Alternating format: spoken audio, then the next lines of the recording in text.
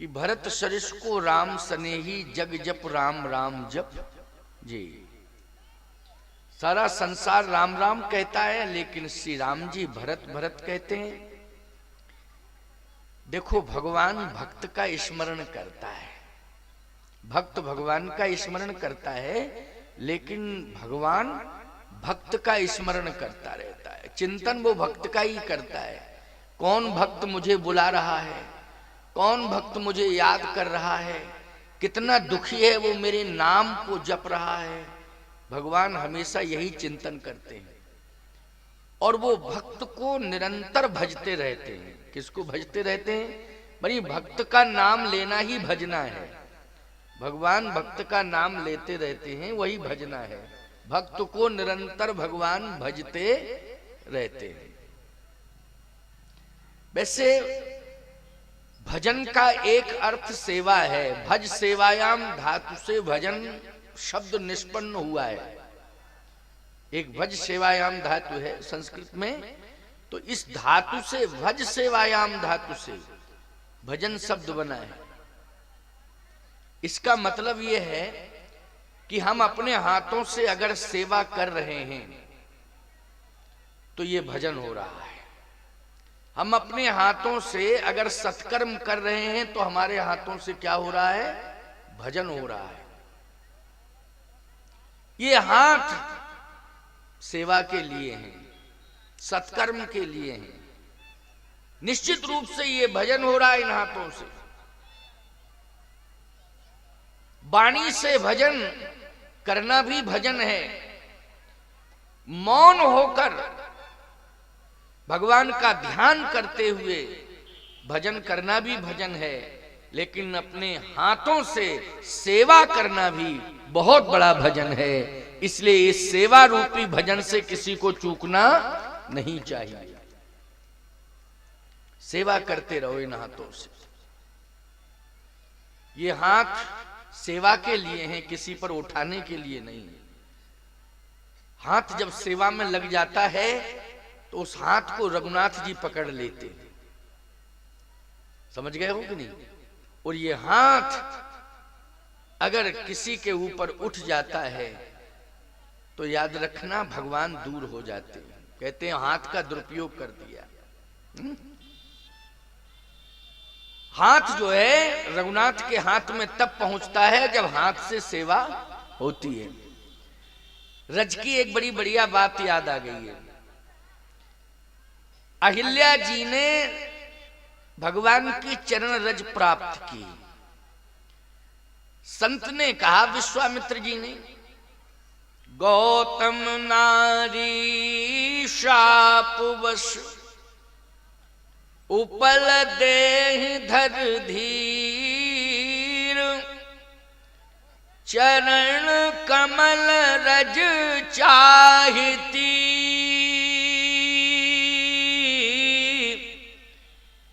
कृपा करहु रघुवीर।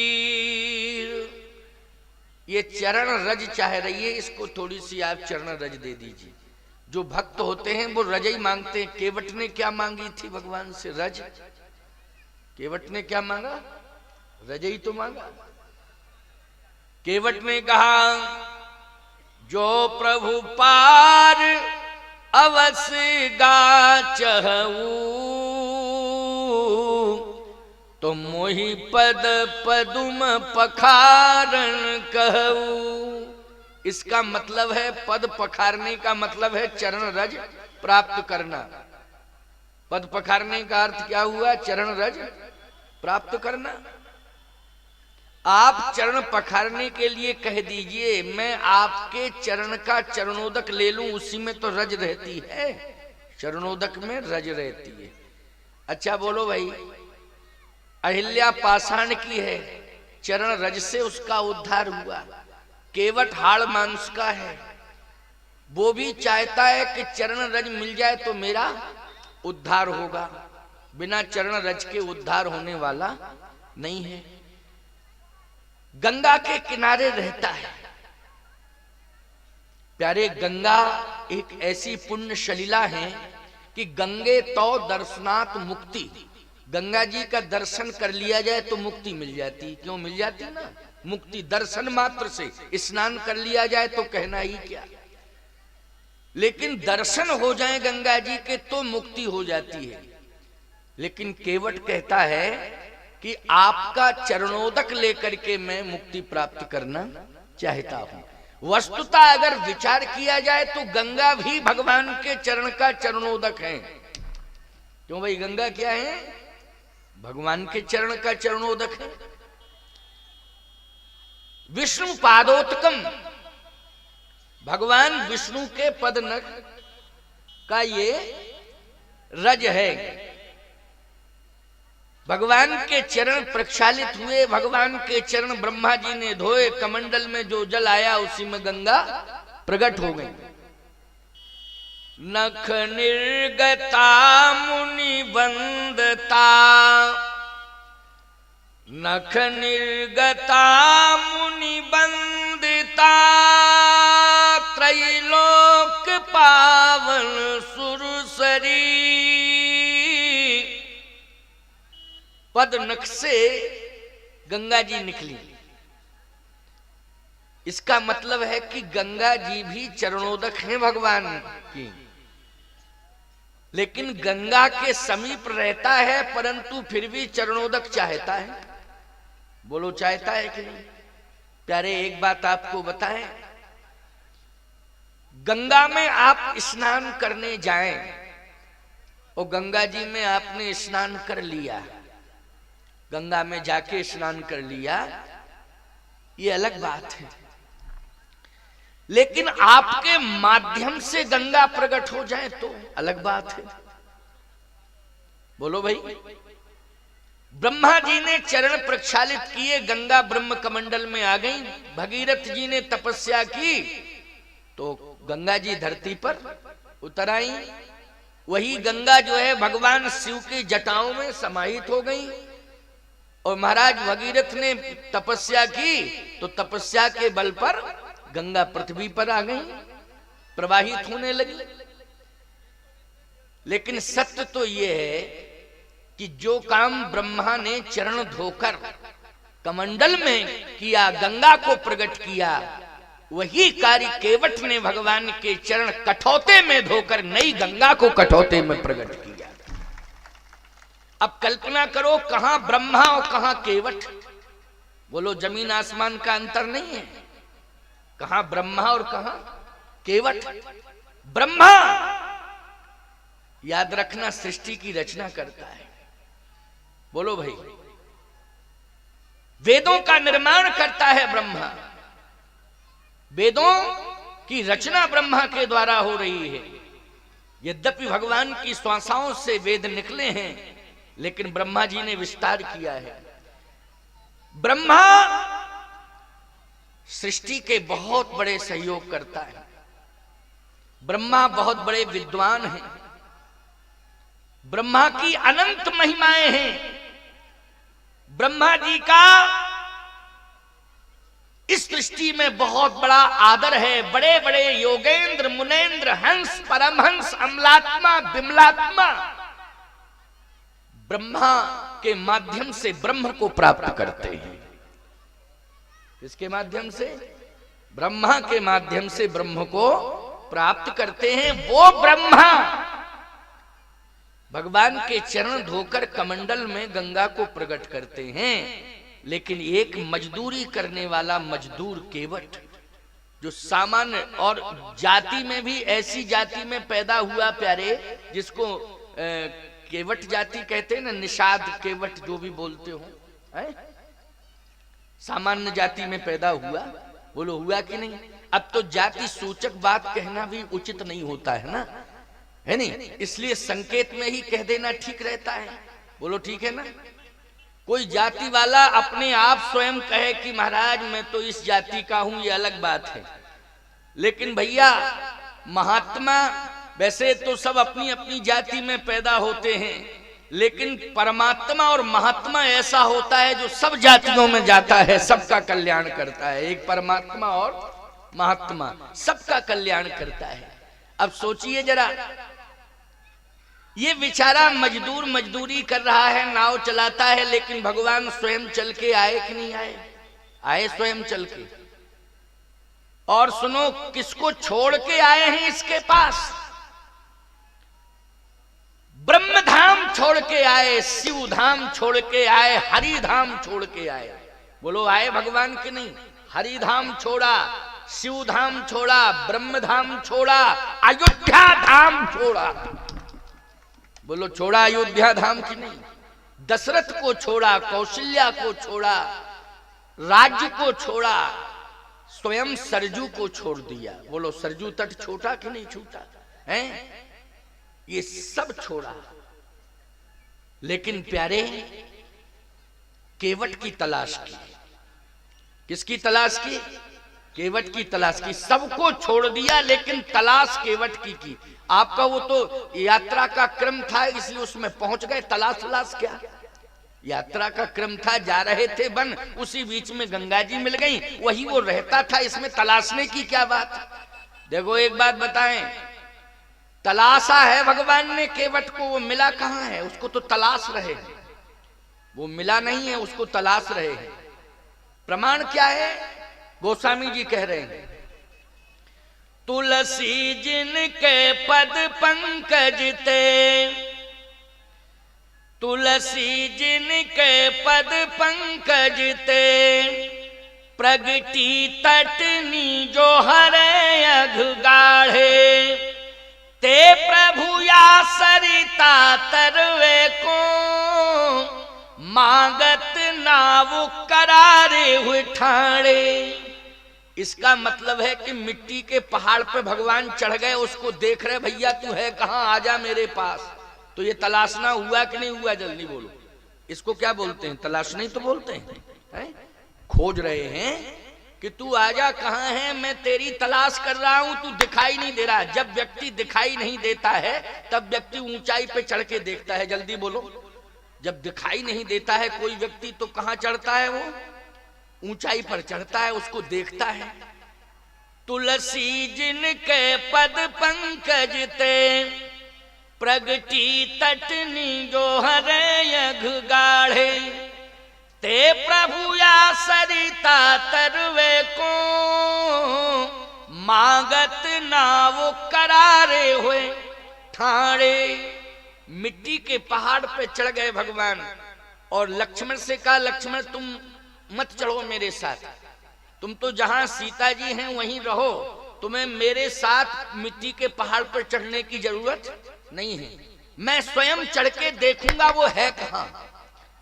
नहीं तो नियम ये होता है कि हमारे साथ में सेवक रहते हैं, अगर हमें किसी की तलाश करवानी होगी तो हम यही तो कहेंगे, जाओ जरा देखो कहां है, उसको खोजो, खोज के लाओ। और हम सेवकों से कहें तुम यहीं रहो, हम तलाश रहे हैं, जरा देख रहे हैं। तो ये उल्टी गंगा न बह गई? क्यों भाई? ये उल्टी गंगा बह गई है ना। अब कल्पना करो, आप भगवान लक्ष्मण से नहीं कह रहे हैं, भगवान कहते मैं तलाशूंगा। क्यों? इसलिए कि भक्त भगवान को तलाश रहा है, लेकिन भगवान भक्त को तलाश रहा है।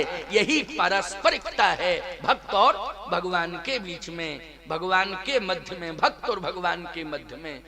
अगर भक्त भगवान की तलाश में है, जितने भक्त यहाँ बैठे हैं, बोलो भगवान की तलाश करते हो कि नहीं करते हो?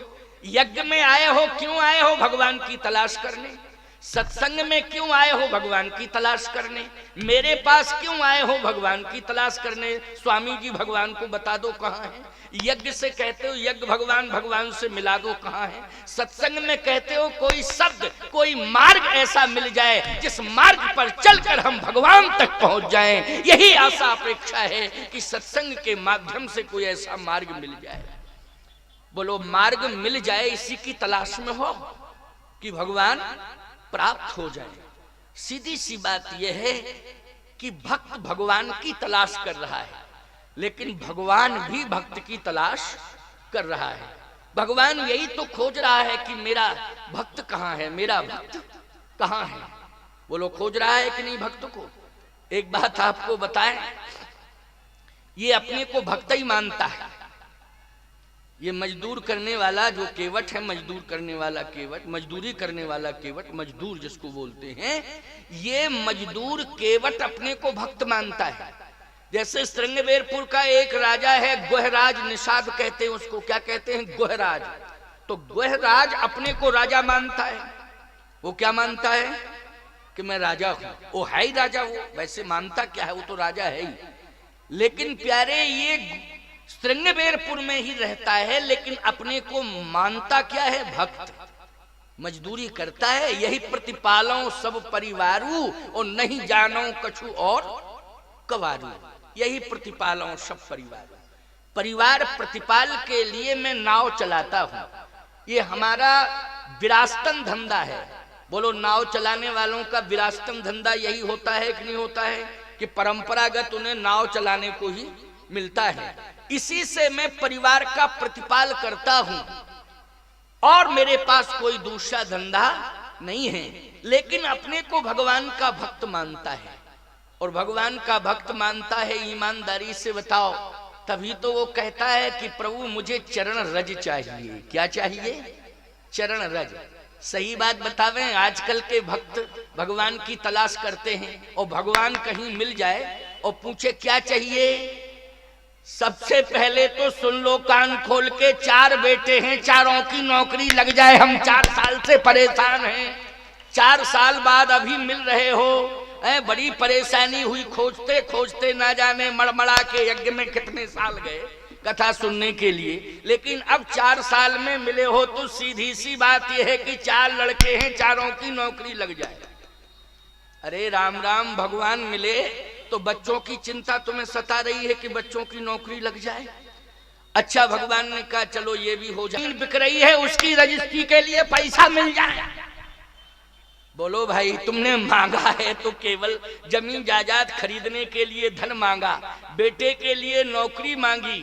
बोलो मांगी कि नहीं? लेकिन शास्त्र कहता है भगवान जब मिल जाए तो एक ही बात कहो, हे प्रभु और कुछ नहीं, सर्वे भवन्तु सुखना सर्वे सन्तु निरामया सर्वे भद्राणि पश्यन्तु मां कश्चित् दुख भाग भवेत्। बोलो यही भावना होनी चाहिए कि नहीं होनी चाहिए? सब सुखी हो, सबका कल्याण हो, सबका मंगल हो, सब अच्छे रास्ते पर चलें, सब आपको मेरे जैसे, जैसे आप मुझे मिल गए ऐसे ही आप सबको मिल जाएं, सब आपके पास पहुंच जाएं, सब आपका दर्शन कर लें, सब आपके दर्शन करके अपने जीवन को धन्य धन्य कर लें। बोलो यही मांगना चाहिए कि नहीं मांगना चाहिए भगवान से? कि जमीन जायदाद, नौकरी, रोजगार, व्यवहार, व्यापार, अरे छोड़ो। एक कवि ने बहुत अच्छी बात कही। कवि क्या थे? वो महात्मा थे, वो संत कह रहे थे कि हमने पूरी दुनिया का नजारा देखा, पूरी दुनिया का मैंने नजारा देखा, लेकिन क्या देखा, उसमें पाया क्या? कहा जब एक व्यक्ति दूसरे व्यक्ति से मिल रहा था तो आपस में चर्चा कर रहा था। बोले वो व्यक्ति अगले व्यक्ति से क्या कह रहा था? कहे वो दोनों जब मिले तो मिलेंगे लोग पूछेंगे। क्या पूछते हैं संसार वाले लोग आपस में? मिलेंगे लोग पूछेंगे तेरा परिवार कितना है, तुम्हारा परिवार कितना है, कितने बच्चे हैं, परिवार कितना है, बोलो। अच्छा, वो संत ने कहा फिर इतना पूछने के बाद भी चैन नहीं मिला, फिर पूछा। क्या पूछा? मिलेंगे लोग पूछेंगे तेरा व्यवहार कितना है। इसके बाद भी तसल्ली नहीं हुई, व्यवहार के बारे में पूछा। फिर मिलेंगे लोग पूछेंगे तेरा व्यापार कितना है। फिर तीसरी बात ये पूछी कि व्यापार कैसा चल रहा है, व्यापार कितना बढ़ा लिया तुमने, कितना बढ़ गया व्यापार। लेकिन संत बोले तकलीफ इस बात की है मगर पूछता नहीं कोई कि प्रभु से प्यार कितना है। ये दुनिया में कोई नहीं पूछता कि भगवान से तुम्हारा कितना प्यार हो गया, भगवान से तुमने कितनी प्रीति लगा ली है, कितना तुम्हारा प्रेम भगवान से। ये पूछने वाला संसार में हमें तो कोई नजर नहीं आया। वो महात्मा बोले पूरी दुनिया में मैं खोजता रहा और देखता रहा। इसलिए मैं कहता हूं भैया, भगवान की तलाश करो, भगवान मिल गए, सब कुछ मिल गया, मांगने की आवश्यकता नहीं है। अनन्यास चिंतयन्तो माम ये जनः पर्युपास्ते तेषां नित्याभियुक्तानां योगक्षेमं वहाम्यहम्। क्या जरूरत है, भगवान मिल जाए तो भगवान सब कुछ संभाल लेंगे। बोलो संभाल लेंगे कि नहीं? जो भी तुम्हारा है उसको सुरक्षित कर देंगे, और जो भी तुम चाह रहे हो उसको सब कुछ तुम्हारी चाह पर भगवान तुम्हें सब कुछ प्रदान कर देंगे। मांगने की आवश्यकता नहीं पड़ेगी, भगवान से कुछ भी मांगने की जरूरत नहीं पड़ेगी। तो एक बात आपको बता दें, अयोध्या छोड़ दी, किसके पीछे छोड़ी अयोध्या? सोने का भवन रहने के लिए मिला था। जानते हो किसने दिया था? जब भगवान जनकपुर से लौटे श्री जानकी जी को लेके, और जानकी जी अपने साथ में अपनी बहनों को लेके, मांडवी, उर्मिला, श्रुतकीर्ति, इन सभी बहनों को लेकर के जब अयोध्या में पधारी, आहा, तो याद रखना कनक भवन जानकी जी को रहने के लिए दिया गया। कनक भवन जनकपुर में रहती थी तो सुंदर सदन में रहती थी। सुंदर सदन भी मणियों से जड़ित था, सोने की दीवार बनी हुई थी, उसमें मणियां जड़ी हुई थी। जनकपुर में जो सुंदर सदन में श्री जानकी जी, जनक जी ने भी ऐसा सुंदर निवास बनाया था अपनी प्रिय बेटी जानकी के लिए, क्योंकि प्राणों से ज्यादा प्यारी थी महाराज श्री जनक को। श्री जानकी जी प्राणों से ज्यादा प्यारी थी।